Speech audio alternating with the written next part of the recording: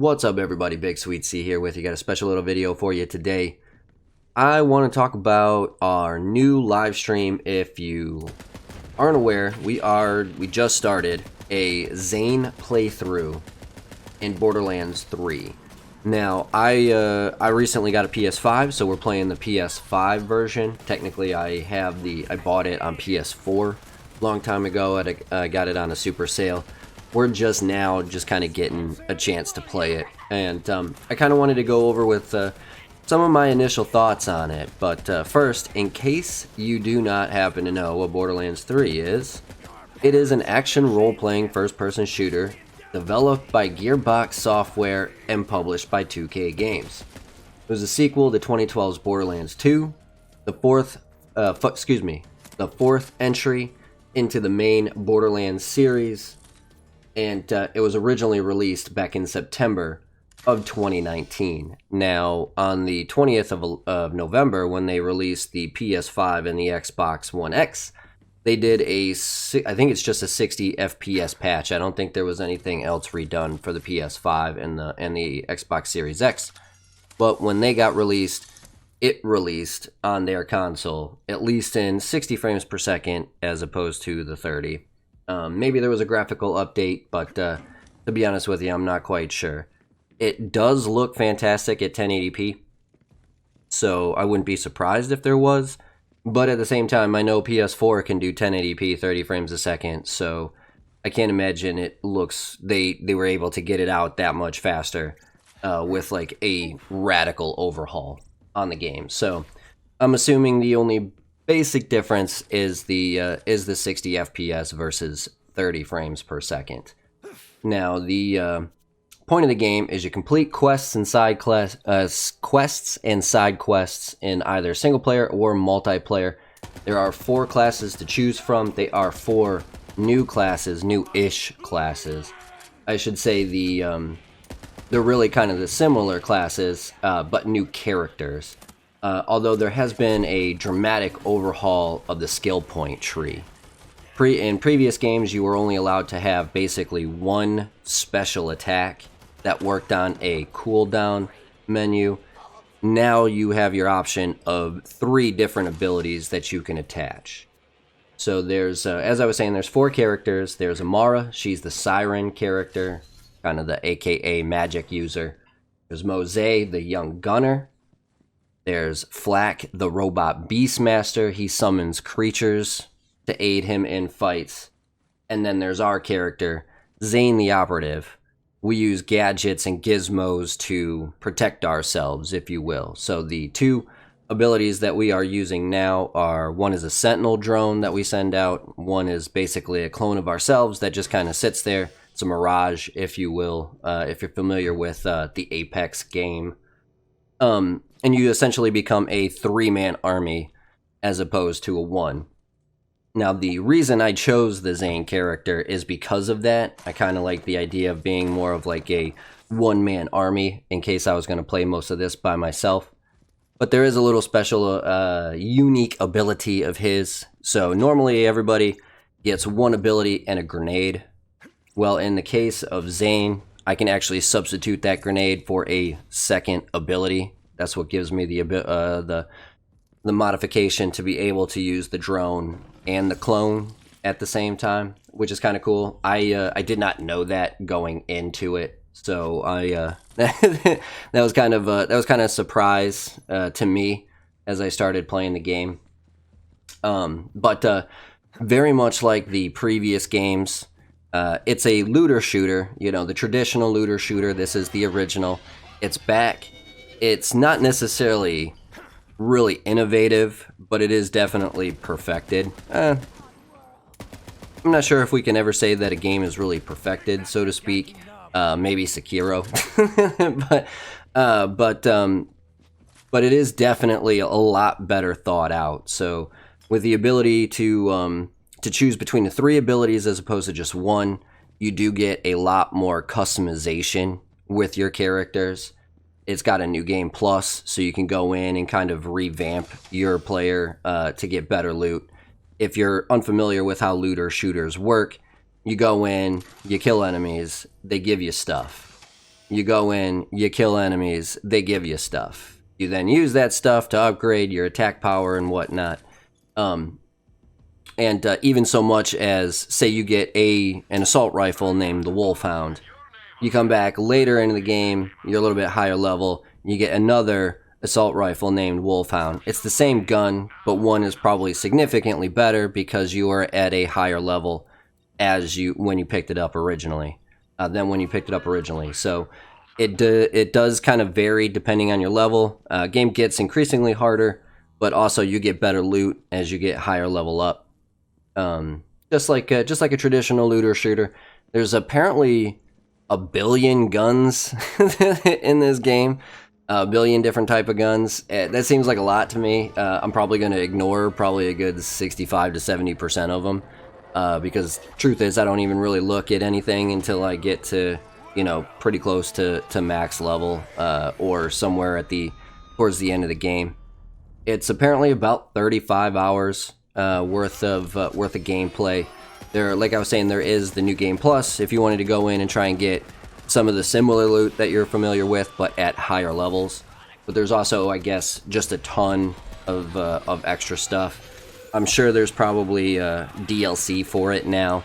I only have the base game because I got it on a disc and it was only came with the disc. So I'm not sure what the DLC is. I'm not sure if I'm going to get the DLC, whether we'll play the DLC or not. For the most part, we're just going to kind of play around with it. I'm not even going to really kind of focus on the main story. We're just going to kind of try and build our character because I kind of want to see how it plays out. The story that I've come across is, it's pretty usual. Same idea. You're a treasure vault hunter. You're looking for these maps to find these alien vaults that are spread throughout the galaxy. Your main objective is you've been recruited by the Crimson Raiders, who are manned by everybody's favorite Lilith, to head over to Pandora and stop the Calypso twins, Troy and Tyreen, and their band of insane cult followers that are looking to harness the power of the alien vaults spread across the galaxy. So a lot like Handsome Jack comes across. You see them as kind of visuals, I'm guessing, until you get to the end of the game, because we haven't quite met them just yet. Now, I like I said, I bought this game probably a year ago when it was on sale, but it's been out for almost 2 years now. For whatever reason, I didn't hear a whole lot about it. So I know one friend who played it. I know a couple of friends who played it, but like I saw him play it like one time and that was it. So it wasn't like a game that I felt like I needed to rush out and get. It has been super fun, but as I was saying, the main story is kind of, it's basic. It's not revolutionary in any aspect. If you're familiar with the first 2 games and then the Handsome Collection or something to that effect, there's also the Telltale game series. So if you're kind of familiar with like the story of Borderlands, there's nothing new here. It's essentially the same story. It's super fun to play though, if you like first person shoot 'em up games, and if you like games like Destiny, if you like games like I'm trying to think of others like looter shooters, and I'm drawing a blank off the top of my head. Diablo, that's a franchise that would be it's technically not a looter shooter, but the same idea. You continually do these levels, areas, over and over again, killing these enemies over and over again, gaining levels over and over again, to then get better weapons of the same thing, better versions of the same weapons. Now, depending on where you're at, like I said, apparently they have a billion guns in this game. But I've already gotten a couple copies of each other, so a lot of it is going to be random drops, which it is what it is. Again, I don't necessarily like pay attention to any of the quote unquote best games in something like this because it is so reliant on the drop. You could look up anybody that says this is the absolute best gun in the game, but if you get a terrible roll on it, you could have something that you got 100 game hours earlier and it's still better just because the unfortunate fact was the game didn't want you to have such a good weapon, I guess. So it's going to be hard to kind of pay attention to all of them, first of all, if there is so many, and then it's going to be kind of not really worth it to like, oh my god, I got this, I got to keep this until I get a better roll of it. I was never like that with any of the previous Borderlands games. I was never like that with like the Destiny games. So I'm probably not going to do be that way through at least this playthrough, but who knows, maybe we get to it and the story ramps up and just becomes amazing, and then all of a sudden everybody I know starts playing it with me and everything. Maybe we do start going into it, but I don't foresee that happening. As for the reception, though, it actually did super well. So it sold 5 million copies within the first week, which made it 2K's fastest selling game of all time. Then in 2019, it won Best Multiplayer Game at Gamescom. In 2020, it won the People's Choice for Art Direction, Game Design, and User Experience at the 2020 Webby Awards. So it was definitely a good game, I would say, at least in terms of technical quality. So I'm excited for it. I think you guys will be excited for it as well. If you happen to have this on PS4, you can upgrade it to PS5 if you have a PS5 for free. I'm curious if you do have it on PS4, if I could play with you even though I'm playing on PS5. Now, I know PS5 is supposed to be compatible with PS4, but I don't know if I have to play a PS4 game to match up with PS4 players, or if like we just play the same game on PS5 and PS4. Maybe the frame rates don't matter because we're playing on separate systems. I don't know. We'll see how it goes. I can always copy over and just play the basic PS4 version if I do get a lot of you guys coming and saying you guys want to play with me and we can't match up. So let me know in the comments below if you have it, if you would play. The one thing that I do ask is if you do play with me, hang tight with me. We're going to kind of go through it at my pace. Last time I played Borderlands 2 on a multiplayer, everybody kind of just jumped in and ran and killed the boss before I got a chance to figure out what was going on. So I prefer not to do it that way this time. I don't want to say that it ruined the experience because they did show me a lot of like cool Easter eggs and stuff. But at the same time, I would have liked to get the story a little bit more, I would think. So hopefully we'll get a little bit more of the game stuff, the actual playthrough at my pace, as opposed to you guys jumping in and just killing everything for me because you're level 50 and I'm level 10, I think, 11, 12, maybe something around there right now. But it should be a good time. So got the normal, the badass Lilith character. There's some new characters that we've come across so far. Vaughn, I don't remember him from 1 or 2. And but there's also, Ellie's back, and whoever the gun guy is, I can't remember the gun manufacturer. There are a few things with the gun manufacturer. So shields are a bit different. Some of them have special abilities that actually soak up damage and replenish health with it, or soak up damage and replenish ammo with it, which is kind of cool.